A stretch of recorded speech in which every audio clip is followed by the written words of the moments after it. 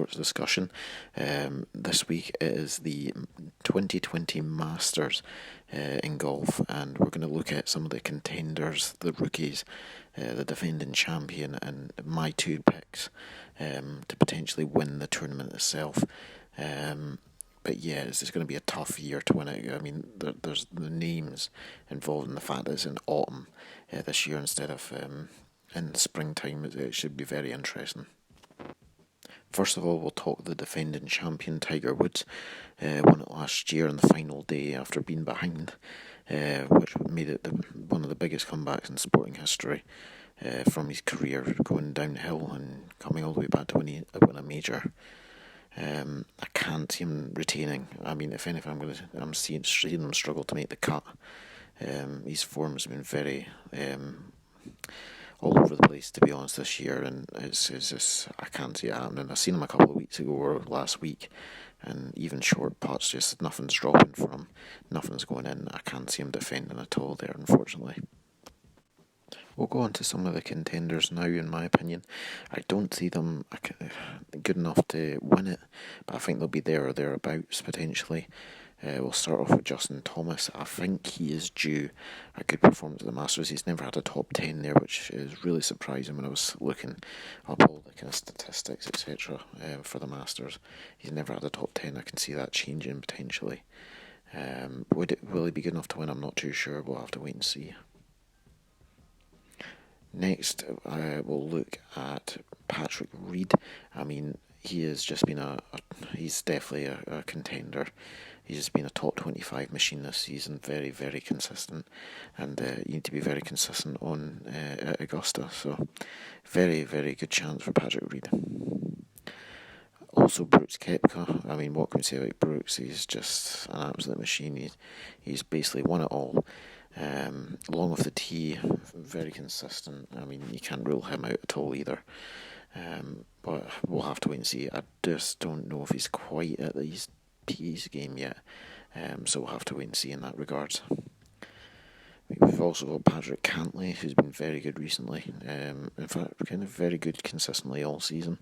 And he actually shared the lead on the final day last year before being pipped to it by Tiger Woods on the last day. So we know he can perform well here. It's just a case, can he do it again and take that extra step to winning it? I'm not too sure yet. I don't know if he's quite ready.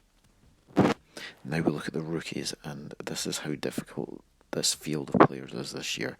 Like, the quality is unbelievable. For the rookies for this year, you've got, for example, Matthew Wolff, this year's US Open runner-up, playing unbelievable. Yeah, he's definitely got a shout. I mean, we're talking a rookie that's finished runner-up this year in a major, unbelievable. And then you've got Morikawa, another rookie, and he's PGA champion this year, another major winner. It's just so hard to pick this year. It's going to be one of the best Masters I think we've seen in a long time. Definitely one like no other. And now, of course, you've got Dustin Johnson. I believe he's still world number one at the minute, but yeah, he's going to be interesting to watch because, I mean, he's just coming back from suffering with COVID-19, testing positive, so it'll be interesting to see how he plays, how much practice he's managed to get himself.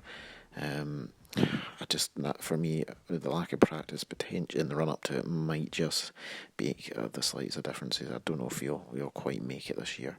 But he'll still be there or thereabouts, I think. You've also got the US Open champion now from this year, Bryson DeChambeau, or DeChambeau even, sorry.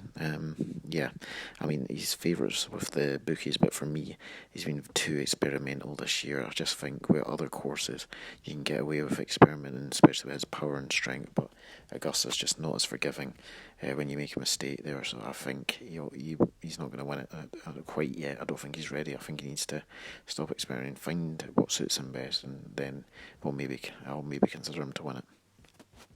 Now, before I go on to my top two that I think could win it, because I couldn't decide between them, I want to point out a potential little underdog going under the radar here, and that is Rory Mcroy. His form's been all over the place, but if he turns up this week, which is very much possible because it's the only major he's not won to complete the Grand Slam, I mean, you've got to think he's got to be putting the work in a lot more for this major, more than any other tournaments. at all. I just think if he turns up, hits his drive straight, gets the putting going, he's got a great chance to complete the Grand Slam. But he's going under the radar, which I'm finding quite surprising, considering this is the last major he needs. Finally, you've got my two picks to win the Masters, and I'll talk about the first one first here, because I'm leaning towards the second option slightly over this one, and this one is Xander Schauffele. Obviously as well, sharing the lead with Patrick Cantlay on the final day last year. Didn't quite get over the line, but he's the amount of top tens this man's had recently is unbelievable. So I mean, for me, he's due a major. He deserves a major. It could well be this one, and that brings me to my pick here.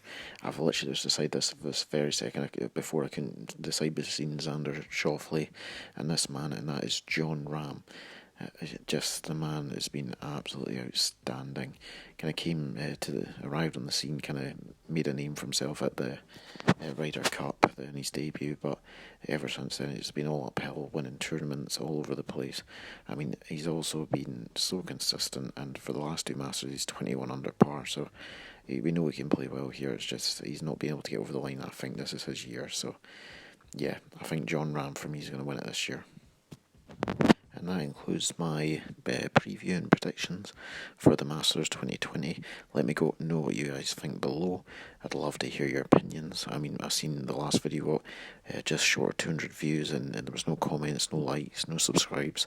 So yeah, please subscribe, please like, and comment your opinions. I'd really like to hear your opinions on the matter. And enjoy the Masters.